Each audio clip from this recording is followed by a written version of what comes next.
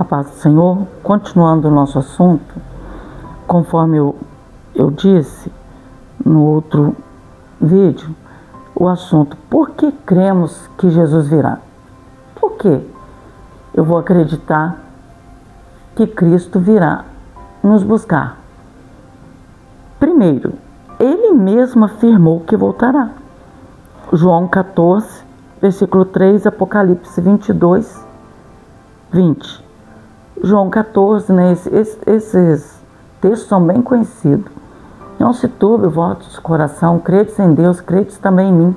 Na casa do meu Pai tem muitas moradas. Se não fosse assim, eu vou diria, vou preparar-vos lugar. Tem moradas para quem quiser. Jesus morreu por toda a humanidade. Ele mesmo afirmou que vem nos buscar. Em Apocalipse 22, ele vai concluindo e fala assim: eis que cedo vem. Então, eis que cedo vem. Ainda que a gente tratar como tardio, conforme no caso, no outro vídeo eu falei sobre as noivas, né? O noivo tardou, aí adormeceram. Isso também tem uma alusão ao período da igreja aqui neste mundo, desde que foi fundada por Cristo na cruz do Calvário e na descida do Espírito Santo. Então, o próprio Cristo afirmou que vai voltar. Para mim, eu vou até ler as outras afirmações, mas esta para mim já basta. Se ele falou, eu vou voltar, só me resta crer, porque eu crendo ou não, ele voltará. Em Atos, capítulo 1, versículo 10, 11, os anjos afirmaram que ele voltará. Na hora que ele estava no Monte das Oliveiras, com cerca de 500 testemunhas, que ele começou a ascender ao céu. Pensa comigo, começou a flutuando, a subindo, e ele foi oculto pela nuvem. Aí, de repente, apareceu o anjo que disseram, né? Ele voltará assim como vós está vendo ele ir. E isso sucederá para os salvos no arrebatamento, e também a palavra aqui estava apontando também para a segunda fase da sua volta, que é no final da grande tribulação, que eu falarei depois. Os sinais que ora se cumprem segundo as profecias da sua vinda atestam que ele virá. Marcos 13, 28 a 31. Eu falei aqui em 2 vídeos que é muito interessante você ver, que é os sinais. Os sinais estão se cumprindo. Tudo aquilo que ele falou para nós estão se cumprindo no mundo. É tão fácil de compreender que num dos textos o próprio Jesus falou assim: vós que olhais para cima e dizem, hoje vai chover ou não, não saber, não conhecer os sinais que eu estou deixando. Então ele estava dizendo assim: vocês não são tolos, vocês compreendem as coisas. E como vamos ficarmos assim desapercebidos? Ou eu vou até falando assim, para não usar uma palavra difícil, sem sabedoria, para não haver uma ofensa, chamar de tolos. Nós, como tolos, não compreendemos os sinais. Então, sem sabedoria dos sinais da volta de Cristo, o mundo está mostrando isso. E vou só citar, repetir uma aqui: o amor esfriando. O amor esfriou. Não é lá na rua, não. E não é no mundo, não. É dentro da igreja, é dentro do nosso lar, no meio da família. O amor esfriou de pais para filhos, filhos para os pais, e de irmãos para irmãos. Hoje a gente mantém a nossa família unida, amando um ao outro, mas com muito ensinamento, com orações e sempre conversando, para que nossos filhos cresçam unidos, amigos um do outro, para que haja amor dentro dos lares, para que haja amor a Deus, para que haja amor na casa do Senhor, na palavra do Senhor. Está uma batalha pelo amor, tá? Uma batalha pelo amor, mas não é o amor que o mundo está batalhando aí por ele, dizendo que essa banalidade moral que está no mundo, dizendo que isso é amor. Isso não é amor. Pelos testemunhos da ceia do Senhor, que foi a instituição que Cristo deixou para a igreja. Duas foi a ordenança dele: batismo nas águas e a ceia do Senhor.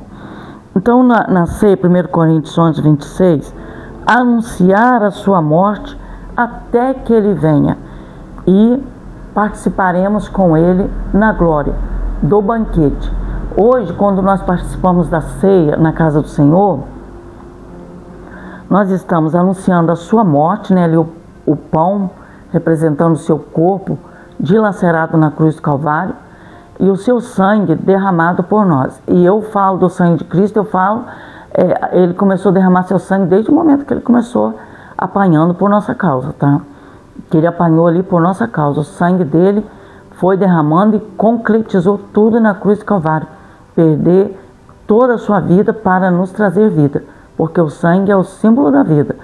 E ele entregou toda a sua vida, todo o seu sangue foi derramado. Então, na hora que participamos da ceia, estamos anunciando a sua morte e até que ele venha, porque ele virá e nós cearemos com ele na glória, no grande banquete das bodas do Cordeiro, onde ele mesmo nos servirá. É um mistério, porque se a gente for olhar, dá vontade de falar assim: Senhor, deixa, o Senhor senta que eu vou te servir, nós aqui, igreja, vamos servir o Senhor.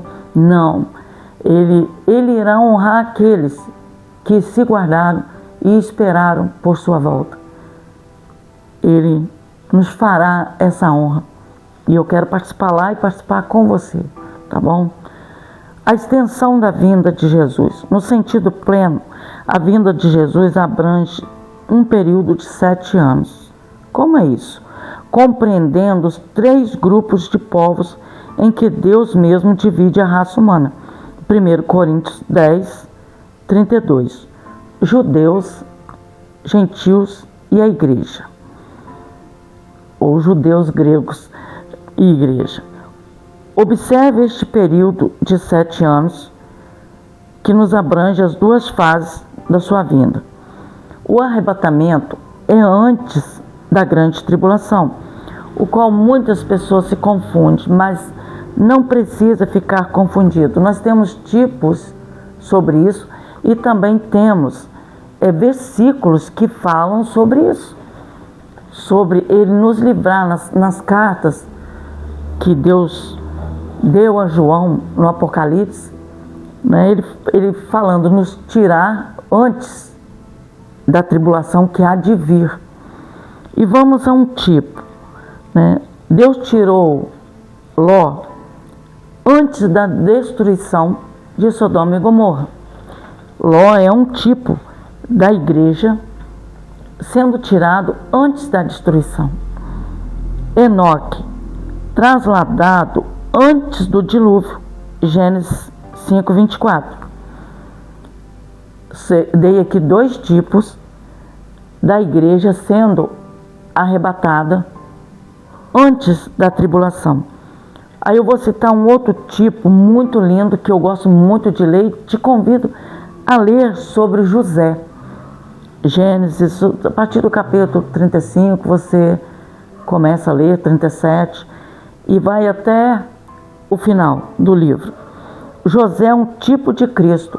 Ele casou-se com Asenate, uma mulher gentia, antes dos 7 anos de fome, Gênesis 41, 15, e durante o desprezo de seus irmãos.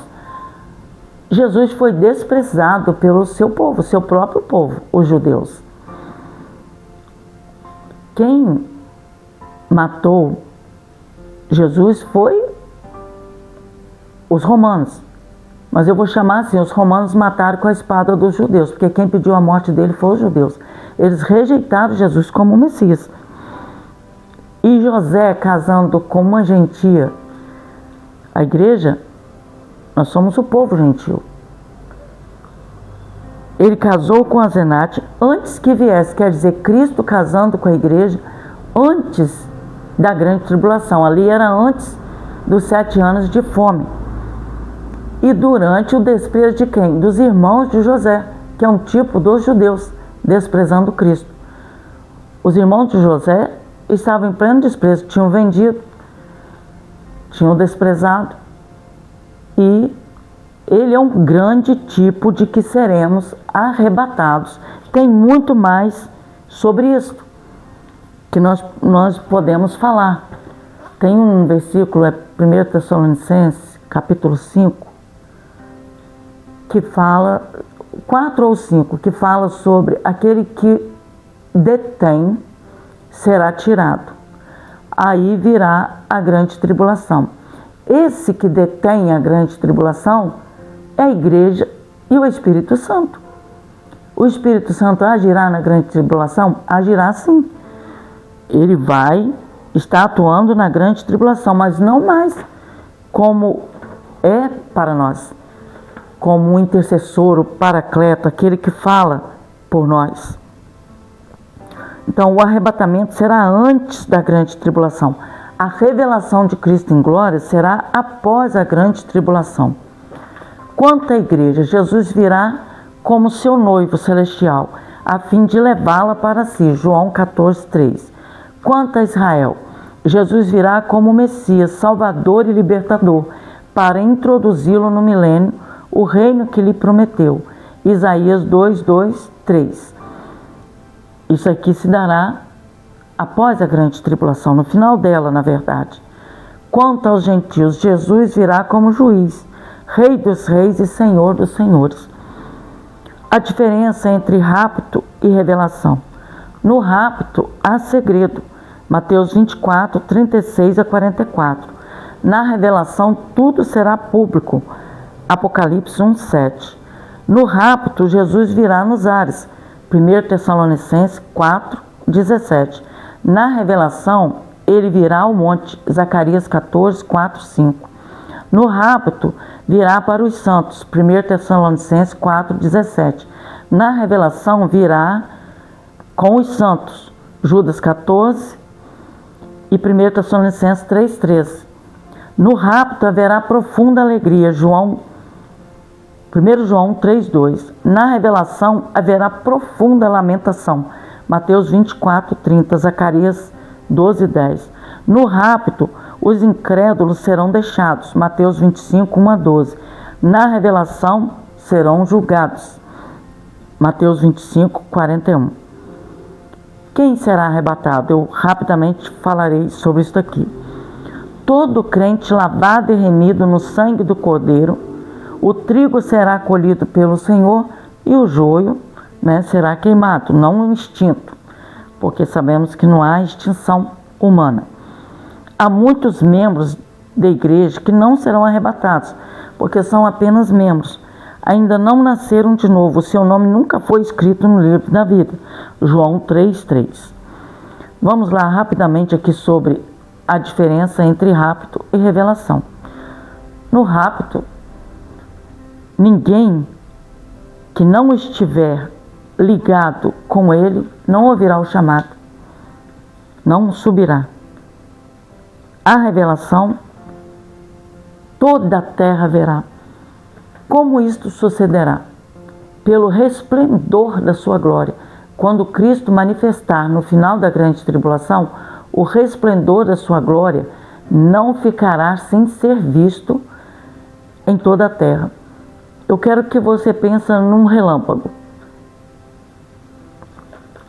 Hoje sabemos que isso acontece em regiões, mas eu quero te falar como um relâmpago mundial. A sua glória manifesta a todos no final da grande tribulação. Ninguém vai poder dizer eu não vi. Isso aí Deus sabe o que fazer e como fará, que todos verão. E para concluir essa parte aqui sobre o arrebatamento, eu quero falar com você sobre o Monte da Transfiguração. Eu já citei sobre isso. Estava ali Moisés e Elias, Moisés representando os mortos, Elias representando os vivos. Relembrando para você que nós seremos arrebatados, teremos um corpo glorioso, moraremos com Deus para sempre, onde Cristo estiver, ele disse que nós estaremos com ele. Isso é que importa, onde ele estiver. No final da grande tribulação, que nós falaremos no próximo vídeo sobre esse assunto, nós vamos falar desse retorno dele em glória. E também eu quero te dizer que fazem parte dos arrebatados por Cristo os que são chamados de os rabiscos. Lá em Levítico, na lei da colheita, trazia o primeiro feixe, né, da colheita e apresentava ao sacerdote. O sacerdote movia ele perante o Senhor. Aquilo ali é o povo do dia do arrebatamento. Aí depois tinha os restolhos que eram catados, eram colhidos. E esses aí são os que subirão durante a grande tribulação. A Bíblia fala de muitos, tá? Que não vão aceitar a marca do inimigo, eu vou chamar assim, adorar o inimigo das nossas almas, adorar a besta, e serão mortos e subirão. Não ficarão embaixo da terra. Os salvos não vão fazer parte da segunda ressurreição, que serão só os ímpios. A Bíblia fala, bem-aventurado aquele que faz parte da primeira ressurreição. Então, que Jesus é a primícia, segue-se a igreja, segue-se os rabiscos ou os restolhos, mas que serão muitos. Mesmo eu dizendo assim, parece poucos, né? Mas não são. Todos os salvos, todos aqueles que vão ser salvos durante a grande tribulação, que haverá salvação, esses subirão. Não vão ficar embaixo da terra esperando um outro momento de ressurreição. Também durante o período milenar. Isto também não sucederá. Morrerão e subirão. Assim também como as duas testemunhas que pregarão no dia da grande tribulação, que é um assunto que falaremos no próximo vídeo. Nós estaremos falando sobre o que vai acontecer, a grande tribulação. Vamos falar sobre ela, suas definições, os fatos que estarão ocorrendo, e será um estudo mais demorado, porque temos muita coisa para falar e muita coisa para a gente fugir dela, tá bom? Fiquem com Deus, a paz do Senhor Jesus.